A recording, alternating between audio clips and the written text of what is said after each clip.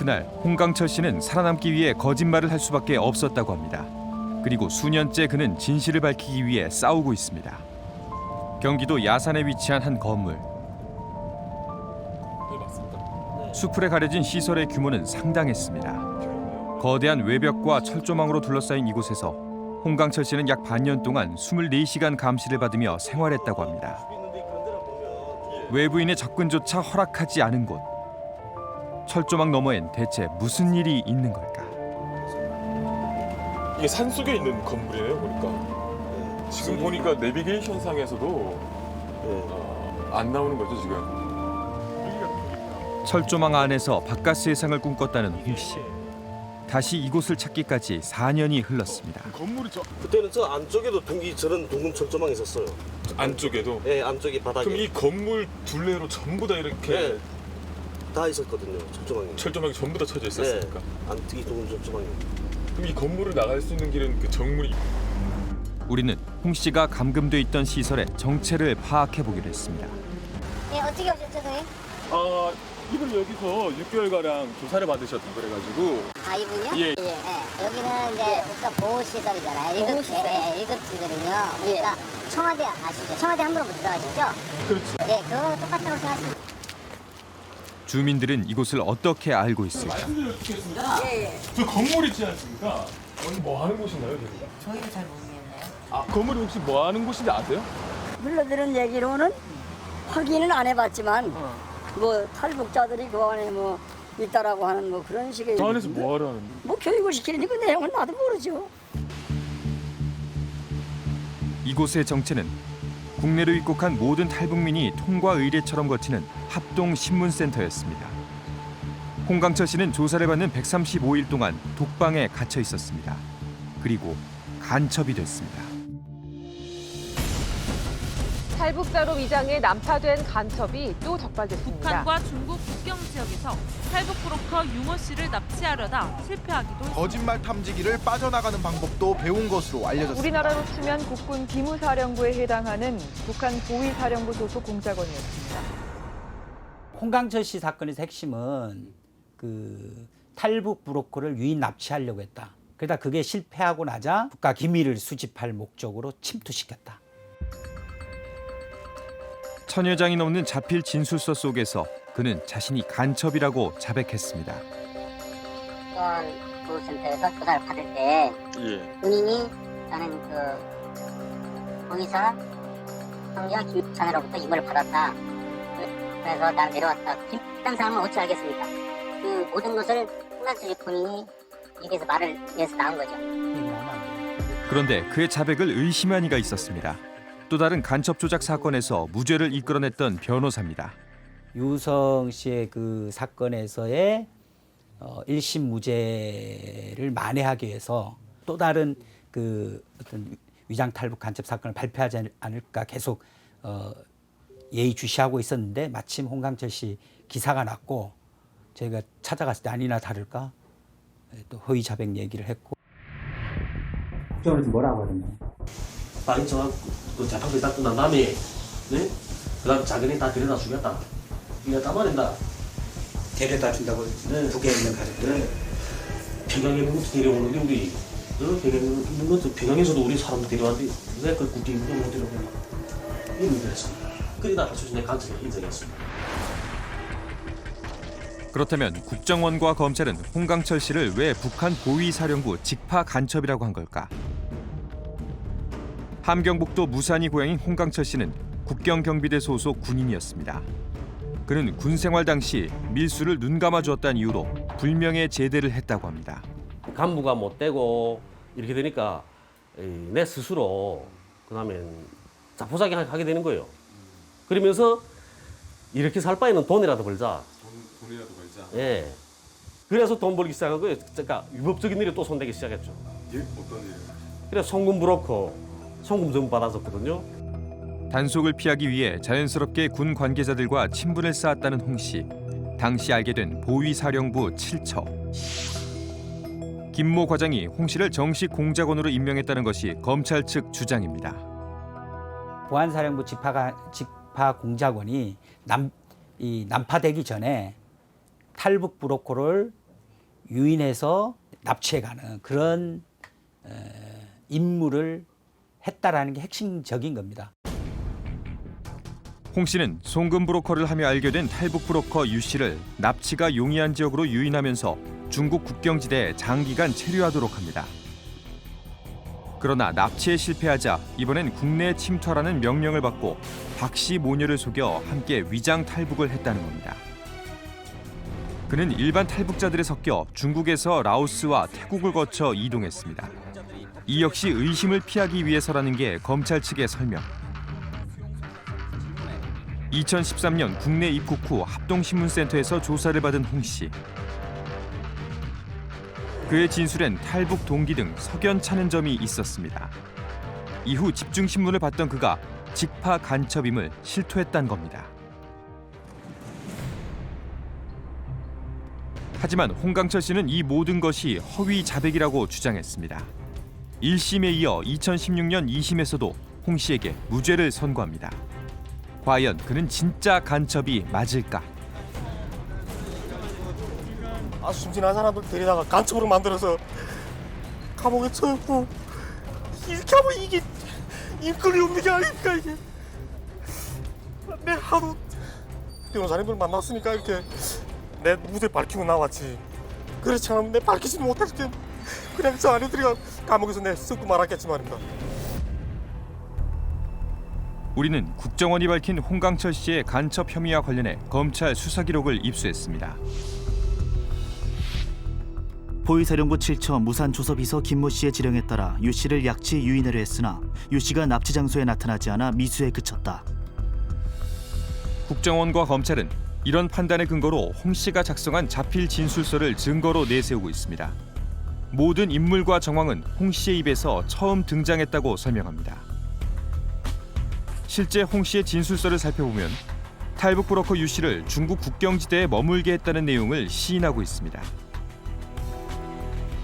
홍강철 씨는 정말 간첩일까? 국정원의 참고인 중엔 홍 씨가 위장 탈북 과정에서 동행했다는 박 씨 모녀도 있습니다. 혹시 이들이라면 수상한 낌새를 알아챘을까? 우리는 어렵게 박 씨를 설득해 만날 수 있었습니다. 박 씨는 합동신문센터에서 홍강철 씨에 대해 집중 추궁을 받았다고 합니다. 박 씨는 그를 어떻게 생각할까? 지금 생각해보면 오빠 아니면 진짜 우리는 어떻게 올까 하지만 앞도 안 보여요. 앞이 안 보여요. 홍강철 씨가 그 아이를 업해서 수십 킬로를 고생 많이 했어요. 보자기를 이렇게 해서 앞으로 이렇게 비끄러냈어요. 그냥 네 움직이지 마라. 여기서 잭소리 하면 너 그다음에 죽는다 우리가. 그러니까 그다음 조그만 거 입 딱 가면 가만히 있는 거지 여기서. 더워도 덥다는 소리 못 하고. 그렇게 겪고 왔어요. 홍 씨가 북한 보위부의 요원이었다는 국정원 측 주장과 달리 홍 씨는 탈북 당시 불법 브로커 일로 무산 지역에서 북한 당국에 쫓기고 있었다고 합니다. 그 때문에 박 씨 모녀와 동반 탈북을 결심했다는 겁니다. 홍 씨는 국경지대인 무산에서 굳이 수백 킬로미터를 돌아 간삼봉에서 국경을 넘었습니다. 이를 두고 국정원과 검찰은 홍 씨가 브로커 유 씨를 유인하기 위해 도강 장소를 바꿨다고 주장합니다.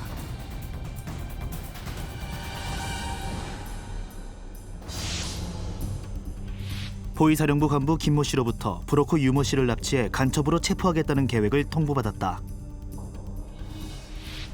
무산군 남춘 지역으로 도강하여 만나자는 연락을 받았음에도 약속 장소에 나가지 않거나 국경 경비대를 핑계 삼아 유모 씨를 북중 국경 지역에서 장기간 체류하도록 했다.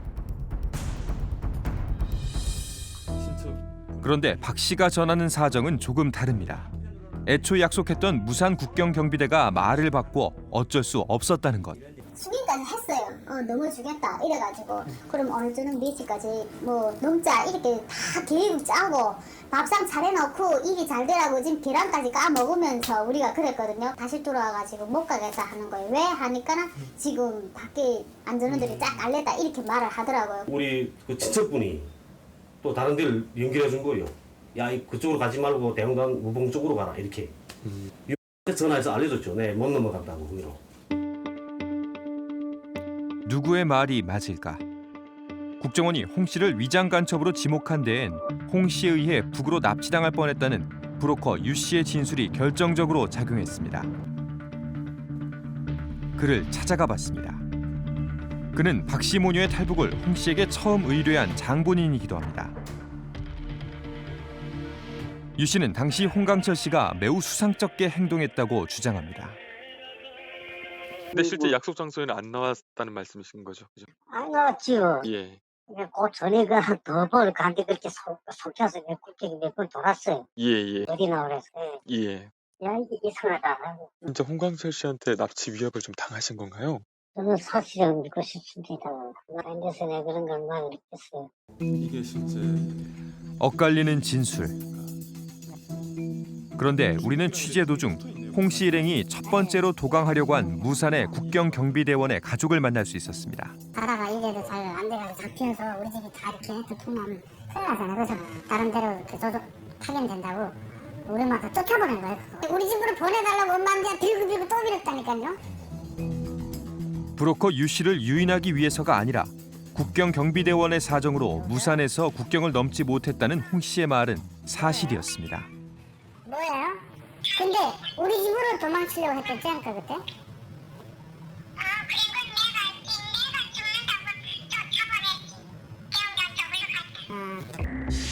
일행을 대홍당군으로 보냈다는 노모의 말도 홍 씨의 주장과 일치합니다.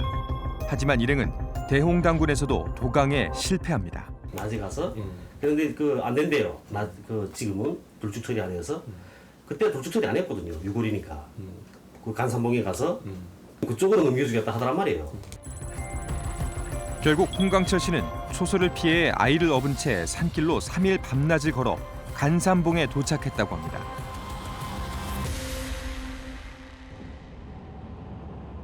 해당 경로가 브로커 유 씨를 유인하기 위한 것이었다는 국정원 측의 주장은 얼마나 신빙성이 있을까? 실제 전 보위사령부 직파 간첩을 만나봤습니다. 연선을 넘을 때는 국경경비대는 그 잠복 초소에 있던 것도 다 철수하고 가더니 누가 가는 것도 보지도 못하고 그 길을 딱 열어준다. 연선이 안 열려서 수백 킬로 연선을 따라서 계속 이동하고 아이를 업고 하는 거는 보위부 직파 간첩. 그래, 그건 절대 직파 간첩 아니야.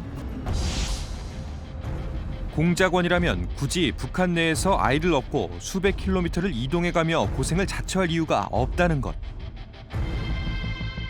간산봉에 도착한 일행은 검찰이 또 다른 공작원으로 지목한 백 씨를 만납니다. 백 씨로부터 브로커 유 씨에게 전화해 나타나지 않은 이유를 알아보고 못 오겠다고 하면 박 씨 모녀를 데리고 다른 곳으로 떠나라는 보위부 김과장의 지시를 전달받았다. 공소장에 따르면 백 씨가 브로커 유 씨를 납치하기 위해 도강 안내원으로 위장한 또 다른 공작원이란 겁니다. 백 씨의 정체는 과연 무엇일까?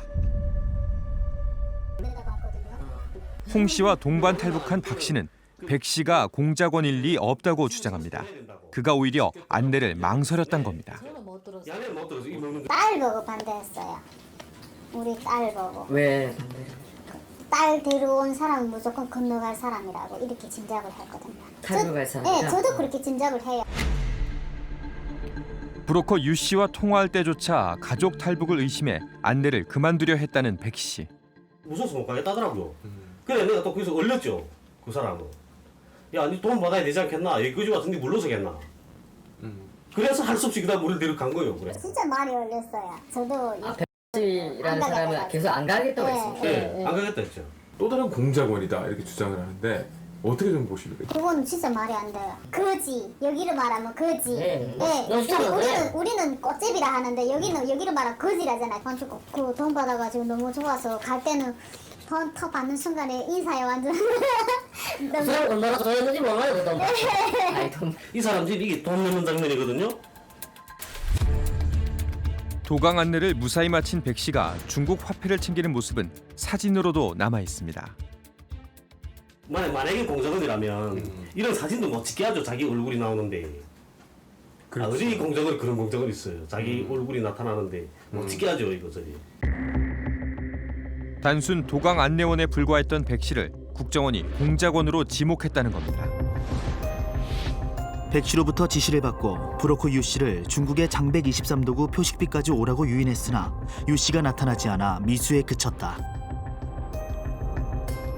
결국 홍 씨 일행은 수백 킬로미터를 이동한 끝에 간산봉에서 압록강을 건너 국경을 넘었습니다. 그러나 브로커 유 씨는 홍 씨 일행을 데리러 오지 않았다고 합니다.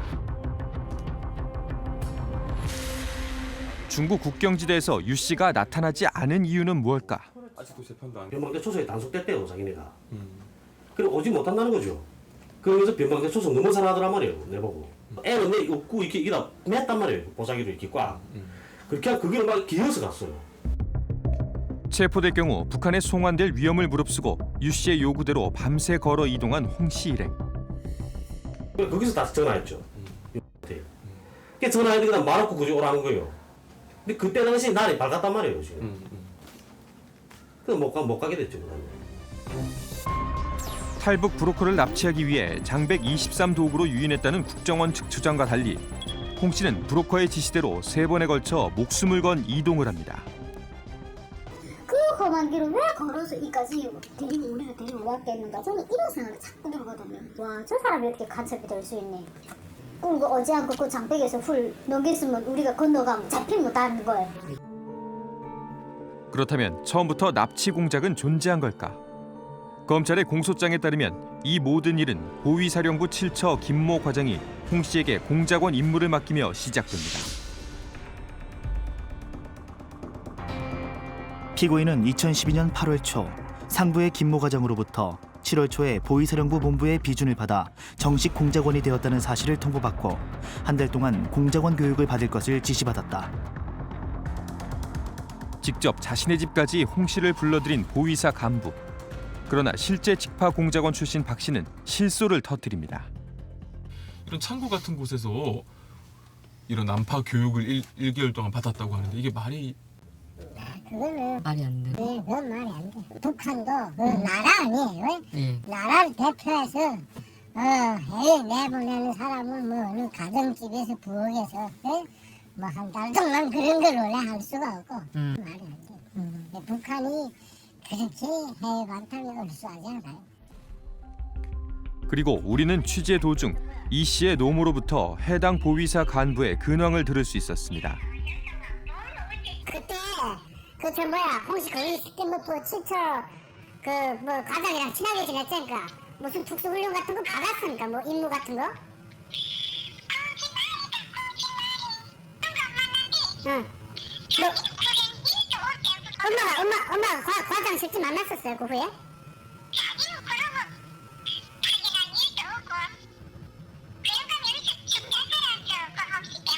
그럼 그 과장이 왜 죽다 살아요? 그분도 되게 억울해하신다고. 네. 진짜 인물을 줘서 보냈나 해서 과장이 우리 위에 끌려 올라와서 죽을 뻔했대요. 처벌받고. 진짜 안 보냈는데 홍아치는 그렇게 소문났으니까 여기. 국정원 측의 또 다른 증인은 납치 위협을 느꼈다고 말한 브로커 유 씨. 그는 왜 홍 씨를 의심한 걸까? 먼저 탈북한 박 씨의 어머니는 유 씨에게 딸의 탈북을 부탁한 당사자입니다.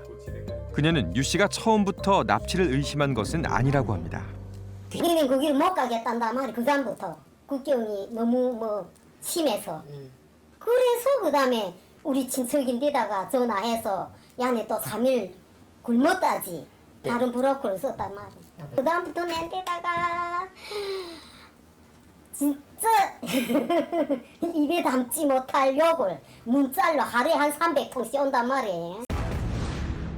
새 브로커에게 일을 뺏긴 후 시작된 브로커 유 씨의 협박 문자.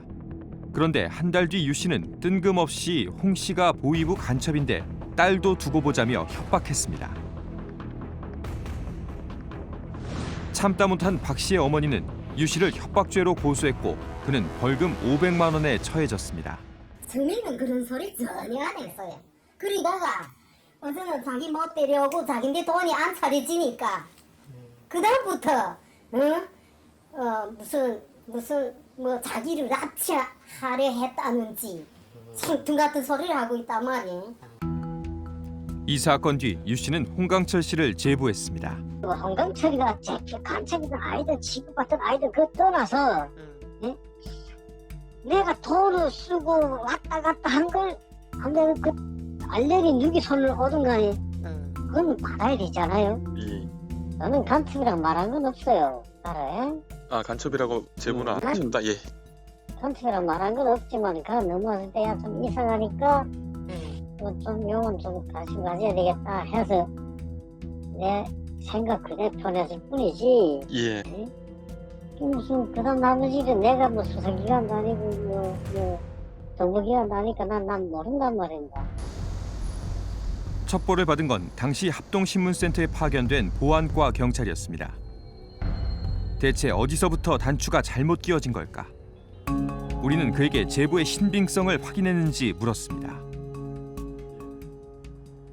제가 어떻게 그 사람 그 첩보가 신빙성이 있는지 없는지 제가 어떻게 합니까? 저는 이제 제 임무상 이제 첩보를 입수하고 이제 제출할 임무가 있기 때문에 이제 했는데 만약에 이제 첩보에서 이제 국정원에 조사를 했지 않습니까? 그렇죠.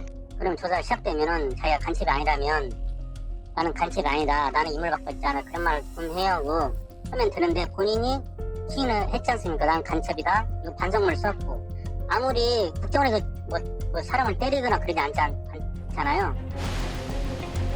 이제 한 가지 의혹만 남았습니다. 그는 대체 왜 자신이 간첩이라고 자백한 걸까? 홍강철 씨는 합동신문센터에서 지난 6개월 중 84일을 밀실에 감금돼 집중 신문을 받았습니다. 이 앞이 샤워실 문이거든요. 샤워실 문인데 네, 하나는 여기를 비치고 하나는 안쪽 비치는 거예요. 그럼 이 안에서 어디에 있든가 다 CCTV에 보이네요? 네, 그렇죠. 이 안에 이 사각지대 이 안에는 없어요. 하고 보상했어요. 그는 여전히 악몽 같던 독방 생활의 기억에 갇혀 있습니다. 꿈꾸면 뭐 이렇게 막날 누기 이렇게 이거 갇혀 있는 이런 새까만 그런 방에 갇혀 있는 그런 꿈 자꾸 꾸거든요. 재판 과정에서 처음 세상의 실체를 드러낸 밀실 3302호. 홍 씨는 24시간 작동하는 CCTV로 화장실에서조차 유리창을 통해 감시당했다고 합니다. 생활 공간 바로 옆엔 조사실이 있었습니다. 조사 과정은 누군가 늘 지켜봤습니다. 우리는 3302호의 내부 사진과 구조도를 입수해 홍 씨의 증언을 바탕으로 5년 전 그곳으로 되돌아가 보기로 했습니다. 홍 씨는 보름간 1차 조사를 마친 뒤 3302호로 옮겨졌습니다. 1차 조사 때와 달리 이곳은 조사실과 문 하나를 두고 연결돼 있었습니다. 복도조차 나갈 수 없는 완벽한 밀실. 감금 생활의 시작이었습니다.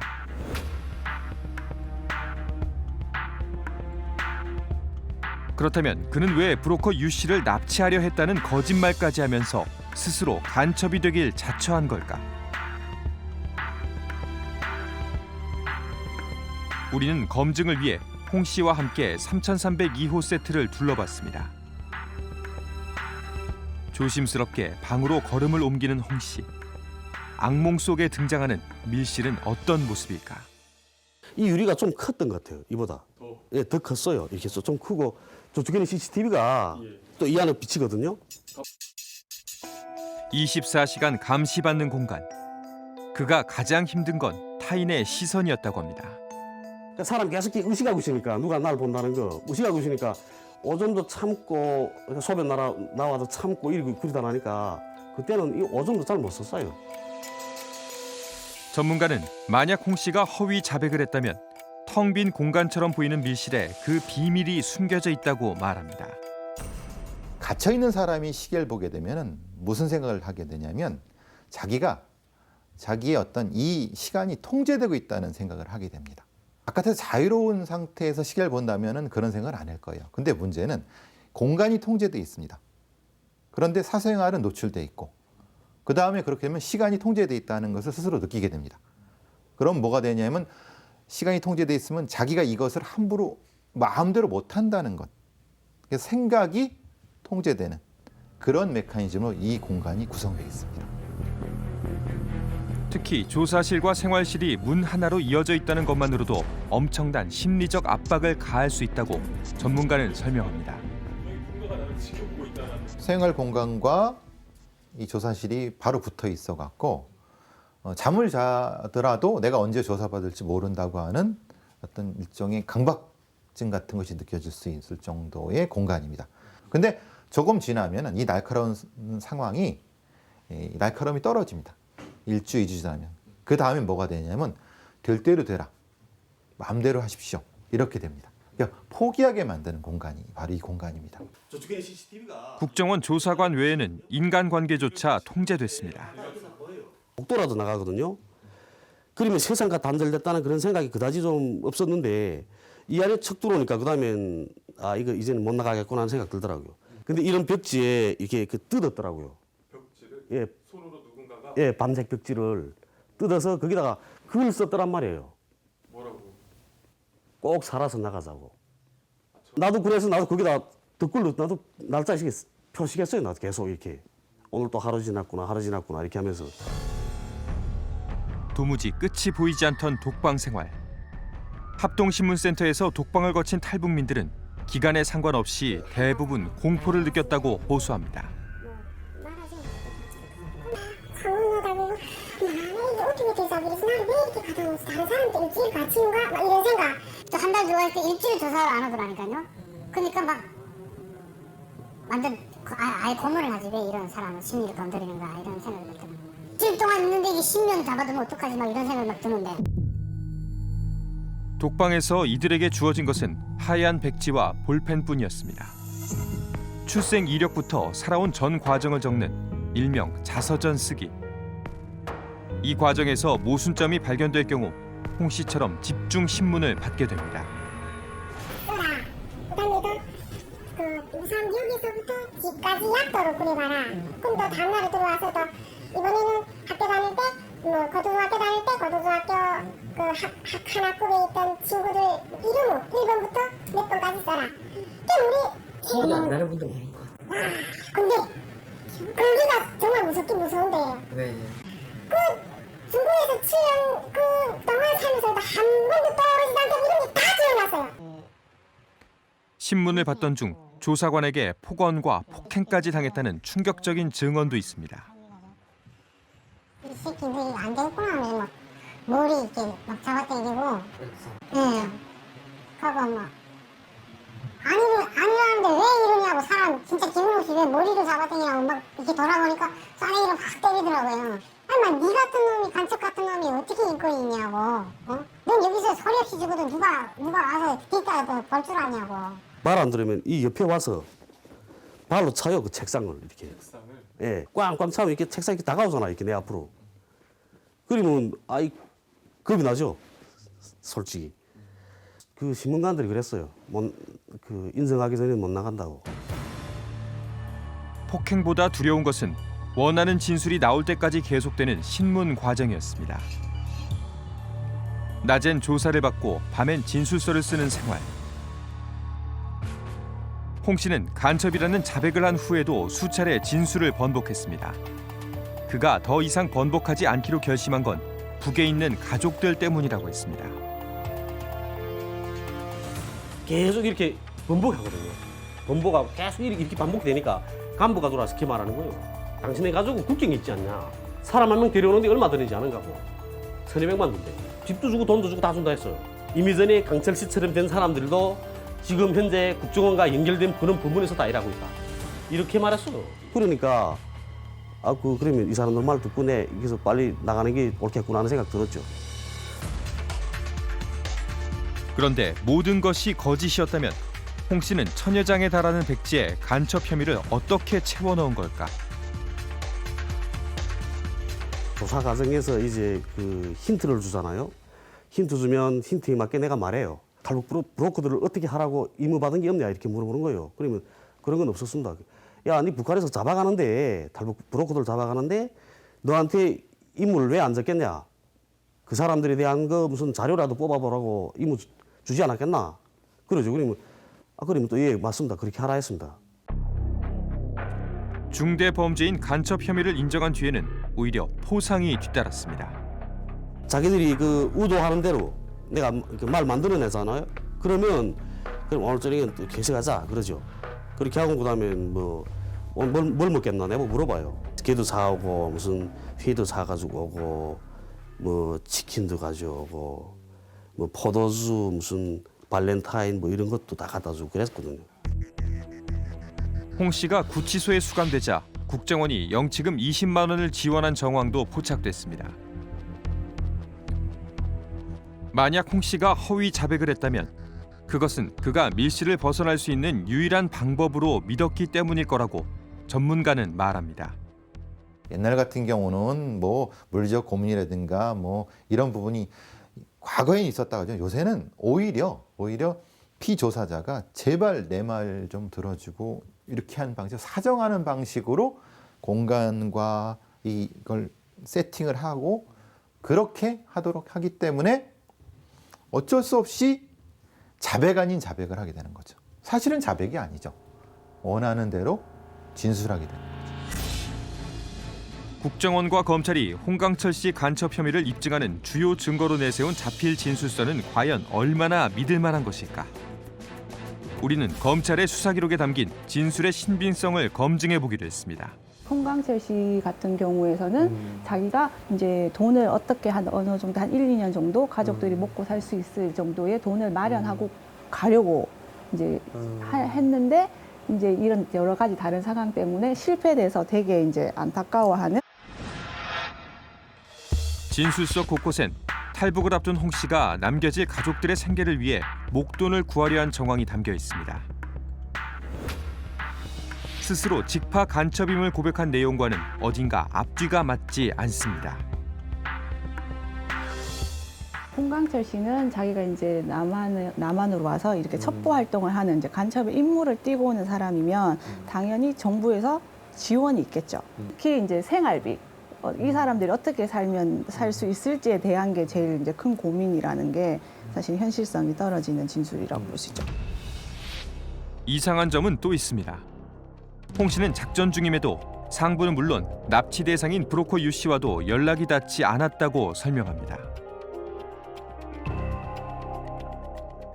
납치하려는 계획이면 그래도 체계적으로 이 사람의 위치나 아니면 장소나 이런 것들을 이제 긴밀하게 파악을 하고 있어야 되는데 그런 파악이 하나도 안 이루어져요. 그러니까 이제 유 씨가 언제 오는지도 모르고 어디에 있는지도 모르고 그리고 어디에 있는지에 대한 것도 하나도 보고도 못 해주고 그러니까 이런 것들은 누구 납치하는 이런 작전에 기초도 안 되어 있다라고 볼 수가 있는 거죠.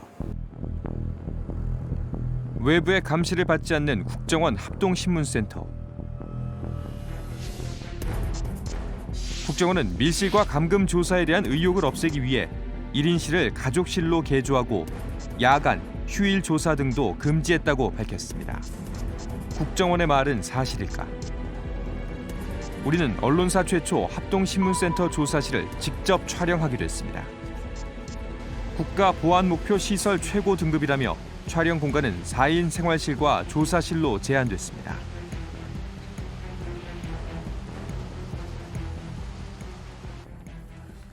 국정원은 공식적으로 1인실을 폐지했다고 설명했습니다.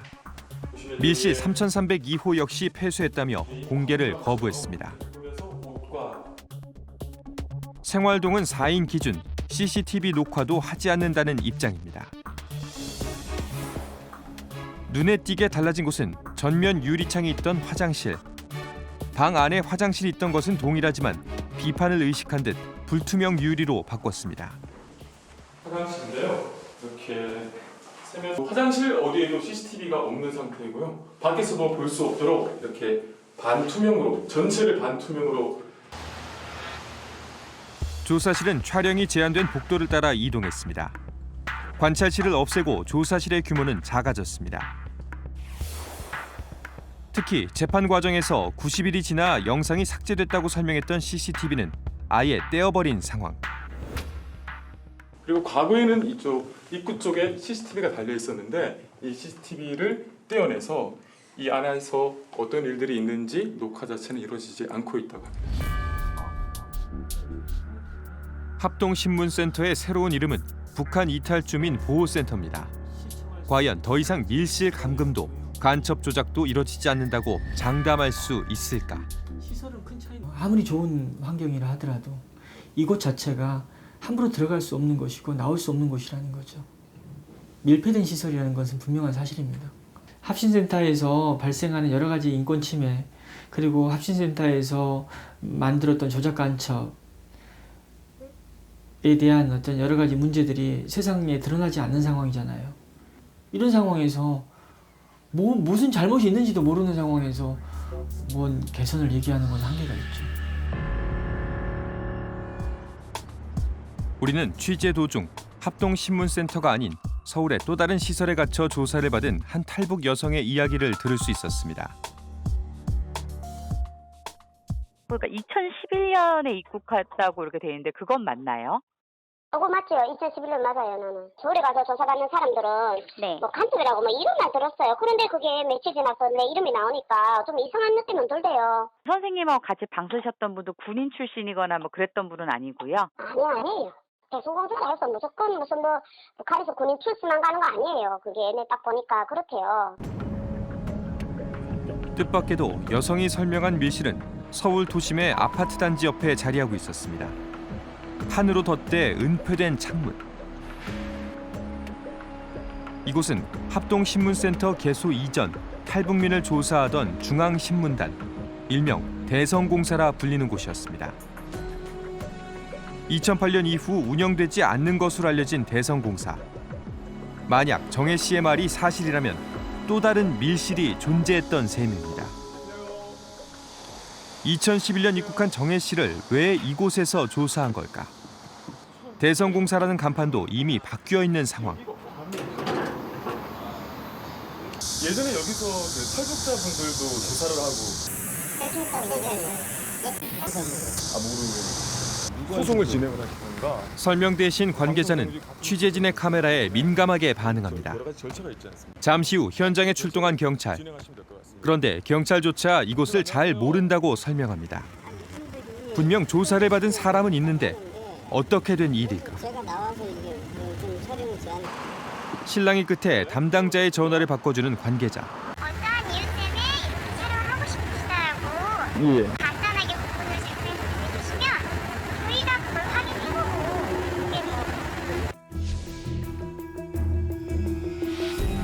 2010년 이후 탈북자 급증으로 시흥센터가 수용 한계를 초과함에 따라 해당 기관에서도 수용하게 되었으며 2014년까지 수용하였던 인원은 약 1,900여 명입니다. 2010년 탈북민이 급증해 2014년까지 민간 탈북자를 부득이하게 국정원이 아닌 국방부 소속 대성공사에서 수용했다는 이야기입니다. 그런데 탈북민 국내 입국 현황을 살펴보면 국방부의 주장과는 다릅니다.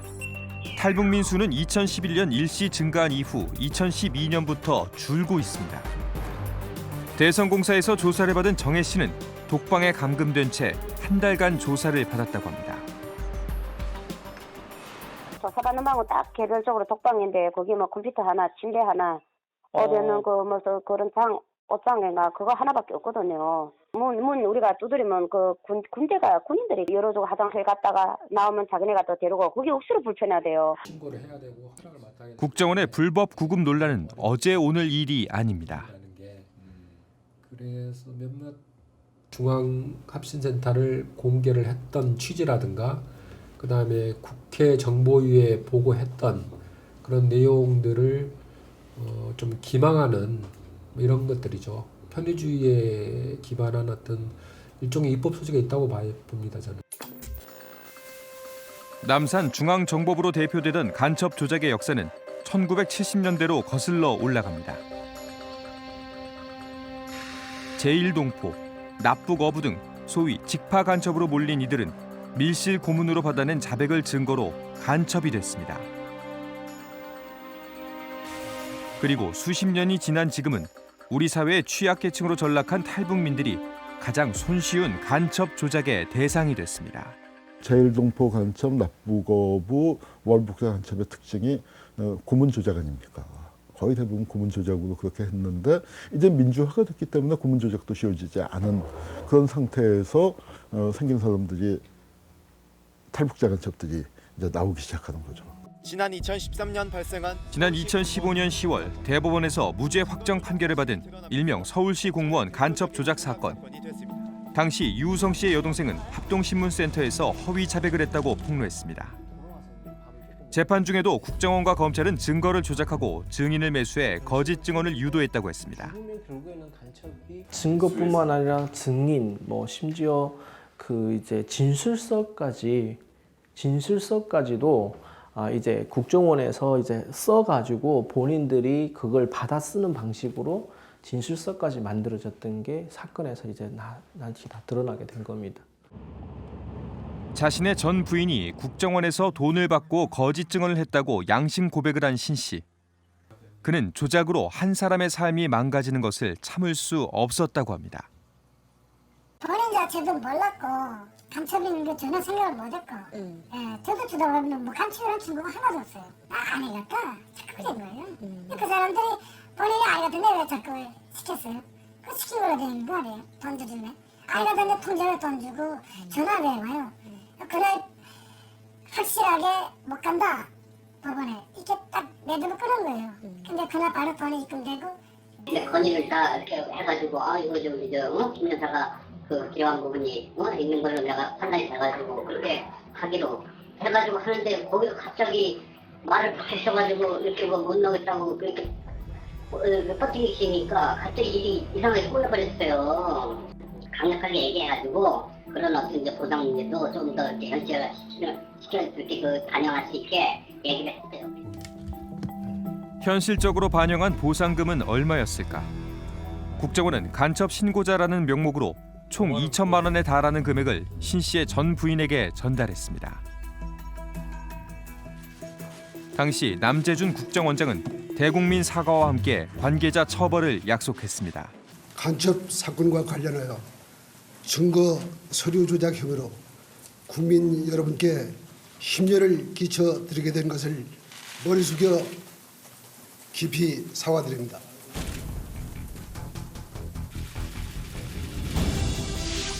하지만 징역 4년을 받은 김모 과장을 제외한 나머지 국정원 직원들은 조직의 익명성에 숨어 사실상 벌금형에 그쳤습니다.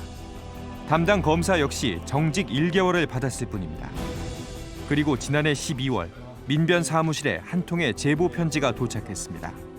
발신인은 자신이 국정원 내부 관계자라고 했습니다. 위장 사무실로 압수수색 방해했다는 내용에 굉장히 구체적인 제보가 담긴 내용으로 왔었고 내용 보면 검찰에도 자기가 이미 제보를 했다 이런 식으로 내용이 돼 있었습니다.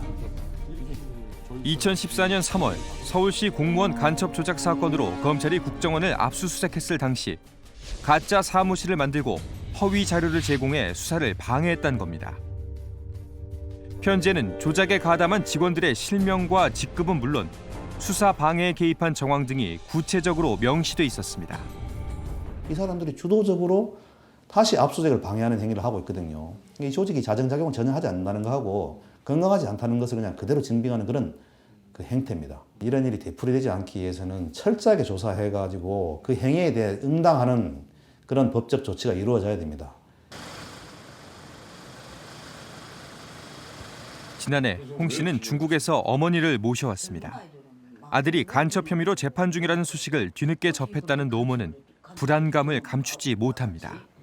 외롭고 귀찮겠습니까? 나도 귀찮은데 본인은 살아가겠는지 그래도 잘 살자고 여기로 옮긴 것이 그런 누명 쓰고 그렇게 구치소에 6개월씩이나 있으면서 또 무슨 국정원에서 또 무슨 독방에다 요 그 소리 또 있자니까 그랬다니까 진짜 난 가슴 아픕니다. 그 소리를 들으니까. 1, 2심에서 무죄를 선고받고 대법원 판결을 앞둔 홍강철 씨. 국가폭력에 못 이겨 허위 자백을 했다고 울분을 토한 그에게 대한민국은 어떤 화해의 손길을 내밀까? 이제는 확실한 대한민국 국민이죠. 그러니까 그때는 이제는 뭐 발언권도 생기고 그렇겠다 하는 생각이 들더라고요. 간첩이라 해서 이제니까 누명 씌우고 이랬으니까 국정원도 사죄를 해야 되지 우리. 그렇게 하고 그 간첩이라고 무르연 사람은 그거는 더 말할 것도 없고 어쨌든지 다 해명됐으면 또 뭐 우리도 좀 시름 넣고 여기서 행복하게 사는 길만이 생각해야지.